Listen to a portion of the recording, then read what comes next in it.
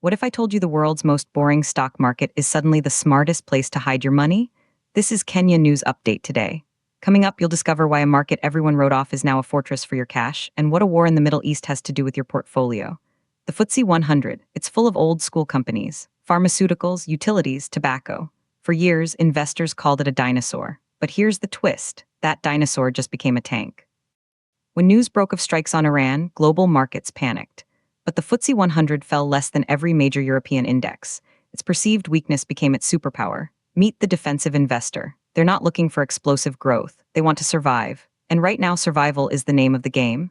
The FTSE's boring, steady companies are exactly what you need when the world gets volatile. But that's just the first layer. And then, something shocking happened to the British pound. Sterling crashed to a 3-month low against the dollar as investors fled to safety.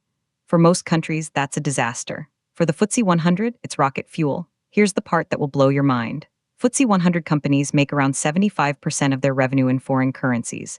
Nearly half of that is in US dollars. So when the pound falls, their overseas earnings are worth more back home. This isn't new. Professional investors have known it for years. But it hit the public in a huge way back in June 2016. The Brexit vote crushed the pound. The FTSE 100, after a brief panic, soared. History is repeating. But here's what nobody's talking about. The UK economy is still in the crosshairs. The UK is a net importer of energy. When Qatar Energy suspended LNG production this week, UK natural gas futures spiked by more than 40%. This is a massive vulnerability. We've seen this movie before.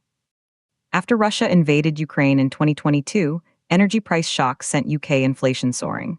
It stayed high for 2 painful years. The government's response? Subsidize household bills. That decision raised public borrowing to astronomical levels, and we're still paying for it today. Higher inflation forced the Bank of England to slam on the brakes with restrictive policy. If this new conflict drags on, that whole painful cycle could start again. That would be terrible for UK government bonds or gilts and for the country's economic growth. So we have a paradox. The UK stock market is a safe harbor, but the UK economy is on thin ice. Some investors see a brilliant hedge, others see a ticking time bomb. Meanwhile, in British politics, Prime Minister Keir Starmer just suffered a major blow. His Labour Party came third in a key vote in Greater Manchester. This loss will fuel intense speculation about his leadership. And in corporate news, Rolls-Royce is on fire. The engine maker raised its outlook and announced plans for a share buyback of up to $12 billion. Its shares have been soaring for years, powered by growth in civil aerospace, defense, and power systems. So what's the real story? Is the FTSE 100 a lifeboat in a storm, or is it just the last one to sink? The market says safety. The energy markets scream danger. For investors around the world, including here in Kenya, this is a masterclass in global connections. Your portfolio isn't just numbers on a screen. It's connected to geopolitics, currency wars, and energy flows half a world away. The nurses are free. The killer is not. The system is broken.